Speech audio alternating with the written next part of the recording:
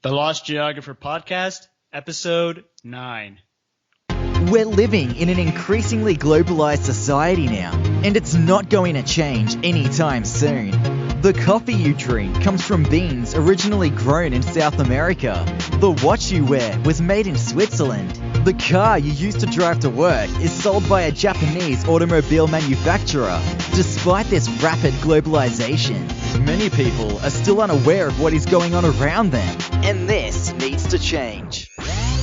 This is the Lost Geographer Podcast, where you will become geographically and culturally literate and learn the tools necessary to navigate this new global society. It's your world. Own it. Own it.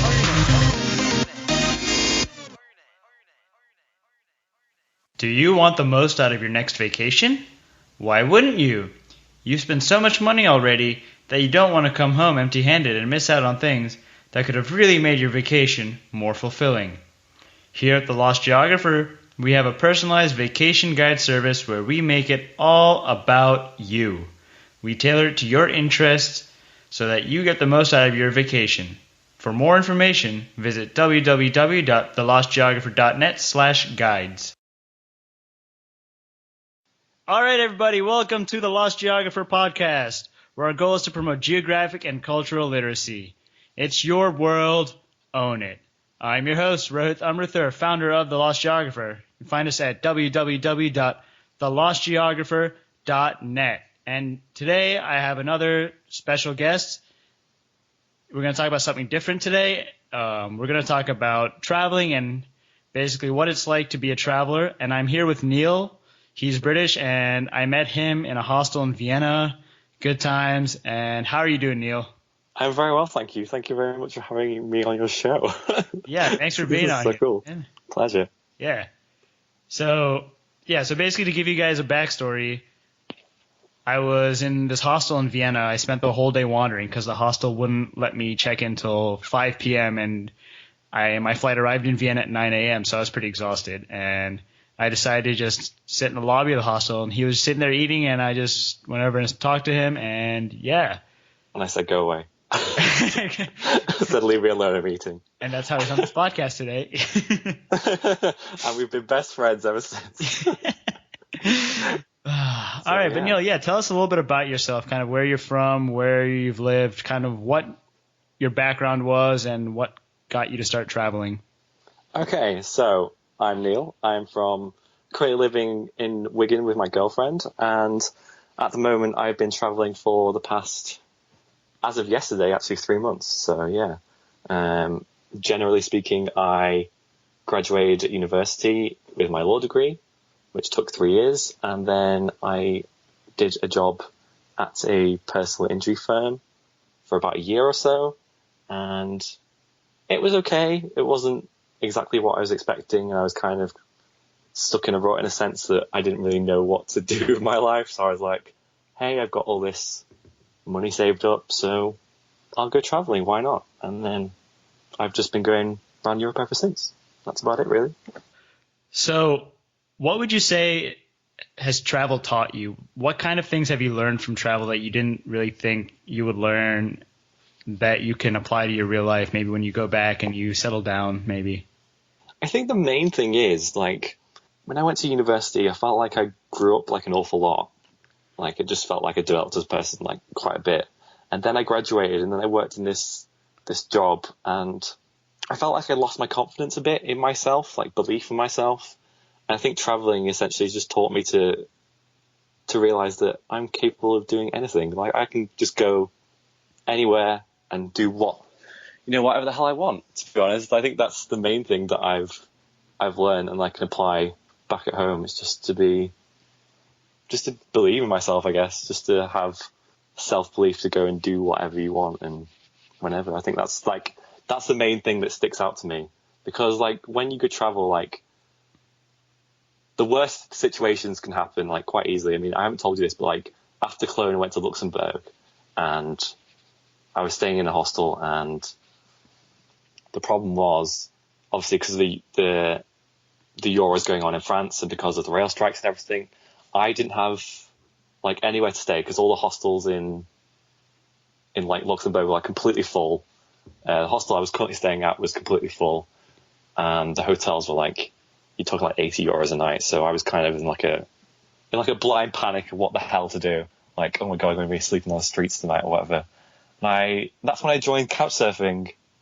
I noticed you joined it recently, but I just searched on there like the whole day, and eventually someone replied to me, and I went to his flat, and I was with a bunch of other couch surfers and had like a really super nice meal and wine and just a general laugh. And it was just like, I could do anything. I can get myself out of any situation. Like, the worst thing that possibly happened is like I am homeless for the night. So because I can't afford to stay in a hotel like that expensive. So I don't know, just when everything's like going against you, there's always kind of a way to get out of it. And if anything, like, even though it ended up being a good experience, and before that it was kind of a really shitty experience, you still learn from it. You learn from that experience, and you can apply it to, whatever you do in the future. So like, even if you come across a bad situation when you get back home, you can just say to yourself, well, I've been through worse, and I've got through worse. So it comes from stepping out of your comfort zone. Exactly. Yeah, 100%. Like, I remember, especially like when I started traveling, I was in London. I can't remember the train station, but I was going on the Channel train, and I was kind of sat in the departure lounge, like kind of regretting what I was doing. I was like, oh my God, I'm actually traveling right now. I'm going to go traveling. What the hell am I doing? And I was like close to getting like really upset in a public space. But then just after a few days and just settling into it, it becomes second nature, I guess. And it's just the whole thing of just becoming truly independent and truly relying on yourself. Like, you have to do it yourself. And like that, it's kind of panicky in a sense, but at the same time, it just makes you learn even more. Yeah, I can definitely relate to that, because when I first got to Cologne, the first day I got here, it was utter madness. I get off the plane in Frankfurt. I was thinking it was going to be warm because it was early May. I was like, okay, it could be warm. It was about 4 degrees Celsius outside, and I had to wait outside in the train station with my giant suitcase at Frankfurt. Mm-hmm. And, getting on the train, I was getting nervous because there was no place for me to put my suitcase. So the suitcase was on the other side of the car. I was worried someone was going to steal it. I had all these thoughts going through my head, and I get to Cologne, and I have no idea where to go because my German stunk at that time. It's still not the best, but it's getting better. It's one of those things though, like one of the best things about traveling now is having a smartphone. I know that sounds so like, I don't know, it just sounds a bit, but it just, you can rely on that like so much. You can book a train the day before through an app on the phone. You can book a hostel the day before through an app on your phone. And like, just having that reassurance of having that in general, like, really, really helps. Like, I couldn't imagine like going traveling like 12 years ago. Yeah. Because I don't know, I just have to organize everything, like, and it would take like 10 times longer. Yeah. So yeah. Yeah, and so exactly what you're saying. And like, by the time I got to my apartment, I was waiting outside my apartment building for an hour trying to look for my roommate's car where she put the key. And I was like, the entire time I was like, why did I do this? Why did I do this? And now it's just like, looking back, this is one of the best decisions I've ever made. Mm-hmm. And just traveling will do that to you. It just, you feel so prepped for anything that comes your way in life. Yeah, but that's the thing. I know so many people have traveled, and they've always had like that one experience when they're traveling that's like everything has gone against them, like absolutely everything, but they've still overcome it. I mean, for example, my girlfriend went to Peru for a few years ago. And when she flew and got there, she was expecting someone to pick her up at the airport and then drive her to the hostel or wherever. And she got there, and no one was there to pick her up whatsoever. There was no one around. It was like really late, and she didn't really know where the location of the hostel was or whatever. So she just had to, in a blind panic, try and find out where exactly it was, tell the taxi driver where to go. And she ended up like knocking on the door at like 5 or 6 in the morning, and like they opened the door and they were like, "Oh, we weren't expecting you until tomorrow." And she just like, I remember saying like she just cried with relief. She was just like, "Oh my God," like just the absolute panic. But like I said, she just completely overcome it, and it was she learned from that. She knows, like, if she ever goes traveling again, that, you know, she's gone through a bad experience, but she's overcome it. So, yeah. Yeah. And so, moving on, you and I both aren't particularly the wealthiest, to say the least. So, Not at the moment, no. So, I guess what advice would you give someone who basically says that their financial situation doesn't warrant traveling? And I understand for a lot of you that it's really the case, but I want you all to look before you say that you can't afford it, because there are plenty of options. So, Neil, what is your take on that? Okay, you can 100% go traveling on a budget, on a pretty lean budget, because a few things, right? The first thing I've got to say is couch surfing. This is the thing that if you're on a budget, I would highly recommend, because you stay for free.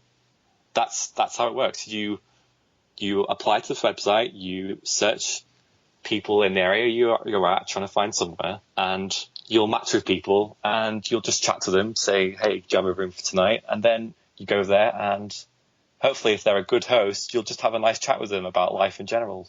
Share a drink, stay the night, or stay.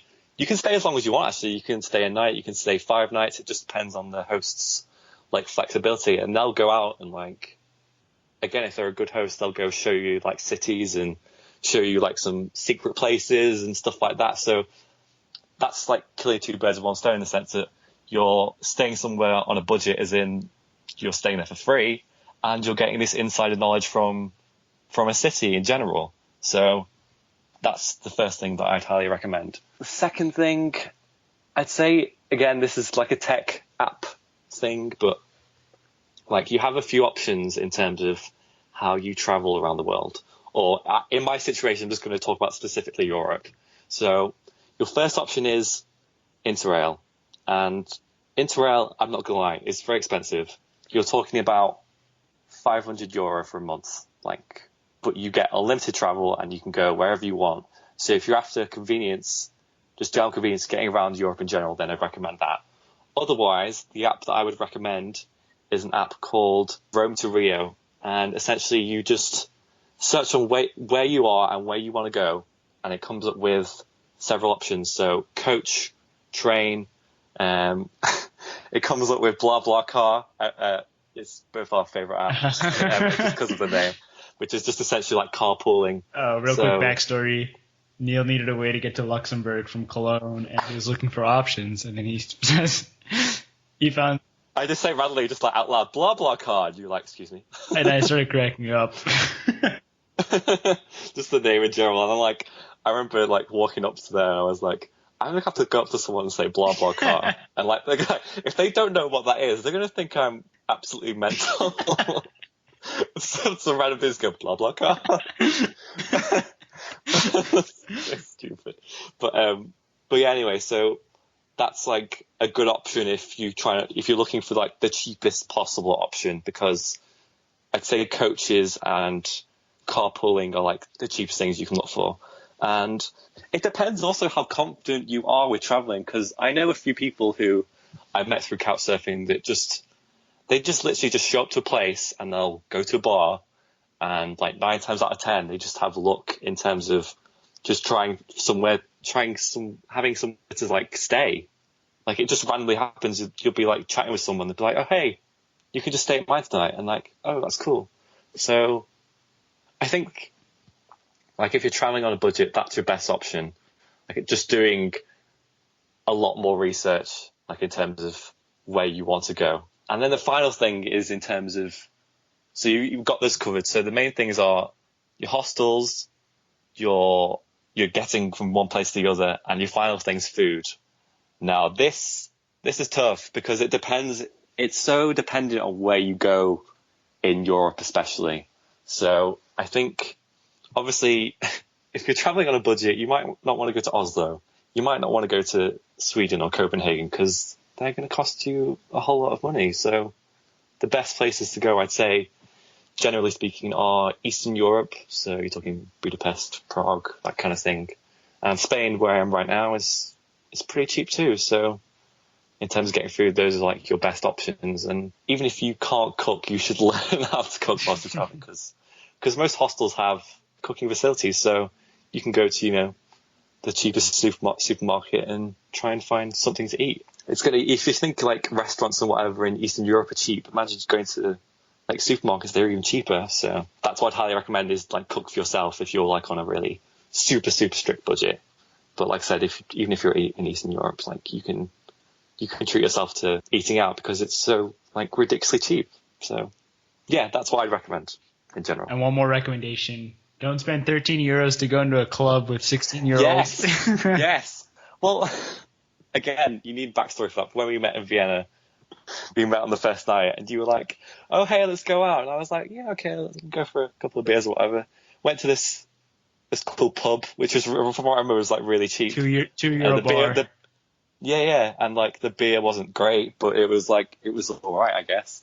And then you were like, "Oh no, dude, we should totally go out." And I was like, "Yeah, okay, yeah, sure, why not?" I was like, I didn't know you that well at the time, so I didn't want to be the guy that was like, "Oh no, I want to go home now, man." And so went to this club on the outside, and it was like, okay, this looks all right. We went up to the bouncers, and they seemed a bit dickish, to be honest, because they were like, "Hello," and we were like, "Hey," and they kept on saying hello until we like out loud said, "Hello, how are you?" kind of thing. So that was they were making fun of us because I didn't understand their German.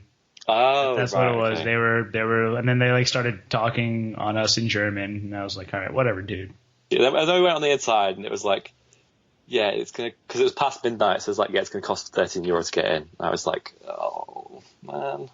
And again, I didn't want to let you down, so I was like, oh, we'll go in, why not? And then we went in, and it was just full of underage people just drinking, just in absolute state. So we just ended up like sitting outside. Well, underage from our perspective in Vienna, you start at 16. Yeah, that's true. Yeah. So we were just like sat outside, and you were like, "This is so interesting. We could like psychoanalyze them or whatever, and like their drunken behavior." And I was like, "Yeah, we could do that, or we could have just gone to another pub." Wait, did I say that we could psychoanalyze these? Yeah, that's what you said. You were like, "Oh, we could analyze like the drunk state of human beings." And I was like, okay. Wow, all right. I don't remember saying that, but all right. I remember you saying that quite distinctively. So I was kind of like, what? You might have been drunk at the time. I can't remember. But Maybe. But yeah, Golden Arches as well. That was a good time when we went out, because trying to find somewhere to eat, and there was just had to be a typical tourist, had to go to McDonald's because. And see, these it was cheap. These are the great stories you get from traveling. Like these are the stories you can only get from traveling. So I guess going back to traveling on a budget, kind of everything that Neil said, I'm going to put on the show notes on our site, www.thelostgeographer.net. You can look at episode 9, and I'll put basically links to everything like couch surfing, Rome to Rio. Now, real quick to all the listeners, I am currently putting together a course where I call it the ultimate guide to traveling on a budget. Okay. And so basically, I will take all the information that I know, and put it in one place. This is kind of the source that I wish that I had when I started traveling. So I'm going to put it all together for all you listeners and everyone else out there. I'm currently working on it. It should be out fairly soon. Just keep a lookout for that. If you want updates, I definitely highly recommend you all sign up for the newsletter. Again, just go to the website, www.thelostgeographer.net. You'll get weekly updates on what's going on, what's new. So, yeah, that's coming up. And, Neil, I'll definitely include a couple of the things that you mentioned on there, because I had couch surfing on there, but I need to check out this Rome to Rio thing because that was really cool. Yeah. So it's like I said, it's got all sorts of things. It's got Airbnb, it's got the BlaBlaCar, it's got coaches, it's got everything. Like if you want to get from one place to the other through any means necessary, then that's the app to go to, basically. That's awesome. All right. So another concern that a lot of people have is overcoming the language barrier. If you're not a native speaker of English, I know this can be tough, but what pointers do you have on that? The first thing is, I don't necessarily do this for every country, but what you should do is just learn general like hello, thank yous and whatever, because that goes, you'd be surprised, it goes like a long way in a conversation. So I think the things that I'd recommend the most are, number one is, and it sounds bad, but pointing to like if you're in a shop, point stuff. If you don't know the language, you don't know very well. It might seem rude, it might seem whatever, but because they can probably tell that you're from another country, just pointing to stuff in general is useful. Just be like, yes, I want that, and just like show them. Like, so say for example, if you're in a shop, just point to the food you want, or if you're in a restaurant, point to whatever's on the menu. And yeah, but I'd say the second thing as well is, again, I don't know why I just keep relating this all back to like apps, but I just found my phone so useful whilst traveling. And that's using Google Translate is really, really useful because it has like a number of different functionalities. So say, for example, you're in a restaurant and the menu's in German. You don't know any German whatsoever. If you go on the app, you just take a picture of the menu, translate it into English, and it just literally pops up. Like, it just magically translates it on your screen, like, to all English words.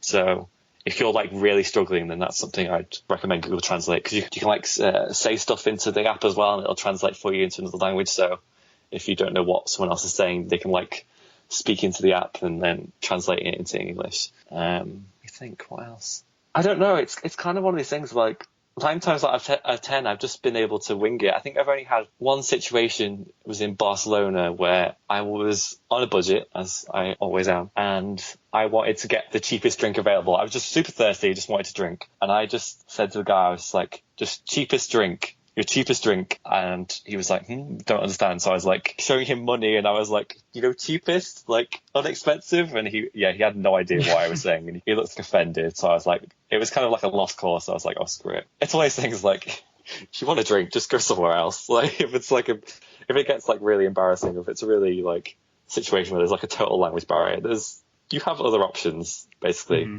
With public transport in general, like, again, I've not really had too much an issue with a language barrier. I've just, say, for example, I went from Barcelona to Madrid, and I was running like really, really late, and I arrived at the bus station. I was just shouting at people, Madrid bus, and like eventually someone said yes. I don't know. I think I've just been fairly lucky. I kind of not really encountered any problems in terms of language barrier. You just get through it, essentially. I think one thing I will say, like, I think people in general seem to be polite about you speaking another language. It seems to be okay. I think a lot of French people, I'm not speaking for all of them, but like a number of French people like expect you to speak in French. Like, it's an expectation. Otherwise, they're just going to, even though they kind of know the English language, they sometimes just don't want to acknowledge it or don't want to speak it. And I've heard like from numerous people, like, say, for example, one of my friends who I met in Vienna was in Paris, and they had one of their bags stolen. They were trying to explain to their French police like what had happened, but they didn't speak French. They only spoke English and German, and they like refused to acknowledge what they were saying. Even though they understood what they were saying and like spoke back in French, they refused to speak in German or English. So if you're a bit paranoid about that or whatever, there's most people, from an English perspective, most people around Europe know at least some basic English. So I've kind of not really encountered that problem. Mm-hmm. Again, because English is such like a universal language, it's kind of whatever. But I can't really speak for anyone from any other countries, to be honest. So it's kind of difficult for me to answer from a non-English perspective in terms of like language barrier problems. Well, I think what you said at the beginning about pointing was definitely very useful. Yeah. So there was actually, to go back to that, there was one of my friends like tagged me on Facebook recently a picture of, it was a t-shirt, and it had like different icons on it for like beer, a coach, or crisps, or a drink, and like it was just telling people just to like just go up to people with this t-shirt and just point at what you wanted, and everyone would be like, oh, I understand. So maybe just get that t-shirt, guys. Maybe that's the most useful advice I can provide. Yeah, I'll find a link to that t-shirt as well. Okay, I'll give you after this. Yeah. So what would you say is your favorite thing about traveling? Oh, God, that's such a difficult question.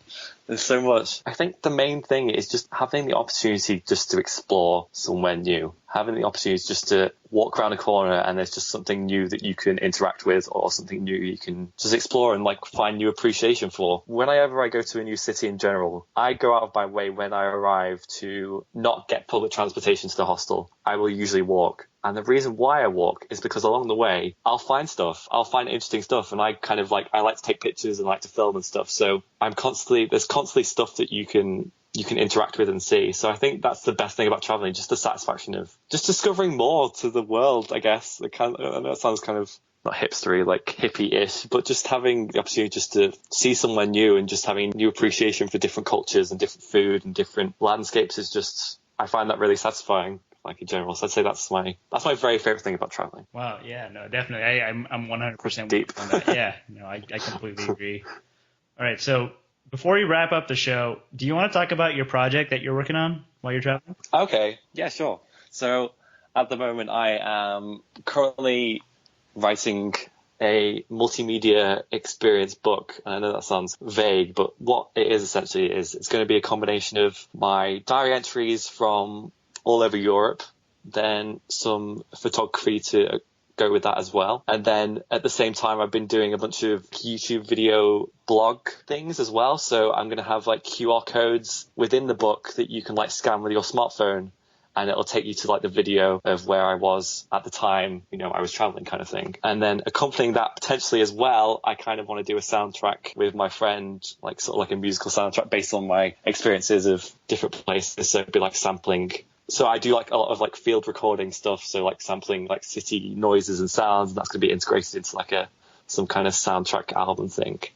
And on top of that, I want to do like an audio book to accompany that. So it's just not just a travel book, just writing down full stop, just having like the full appreciation of my travel experience. And I just want to share that with a bunch of people, I guess. It's not going to be one of these things I'm going to try and like publish it or anything. It's just going to be something self-published. And yeah, it's just something I've been working on for the past few months. And hopefully when I go back, I can get it finished, and hopefully people like it, I guess.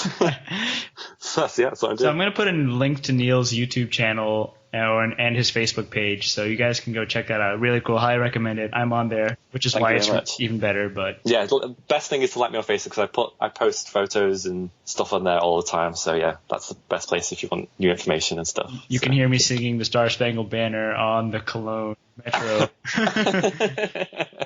So if you ever want to hear that, then highly recommend you check out that video. You can put a link in the description if you want. I'll let people find it. Hear me sing. I'll let people find it. Oh, man. All right, Neil. But yeah, thanks for being on the podcast, man. Absolute pleasure. Thank you so much for having me on. The audience will definitely appreciate your tips. So yeah, I mean, the reason why I brought Neil on is to show you that you really don't need much to travel, just an open mind. No. And you just need to be prepared for the unexpected. Expect the unexpected. Don't try and prepare so much, but know that things are because if you prepare too much, you won't learn from anything, and that's probably it'd just be like you're on holiday. So just try and be as relaxed as humanly possible, and you'll just end up learning so much more. That's what I'd say. So hopefully this will inspire you all to at least take a look at your next trip, or look at taking a next trip. And yeah, so again, to the audience, thank you all for tuning in. Hope you enjoyed this, and tune in again next week for some more awesome content. And until next time, remember, it's your world. Own it. Thank you for listening to this week's episode of the Lost Geographer podcast. Remember to tune in next week for more awesome content.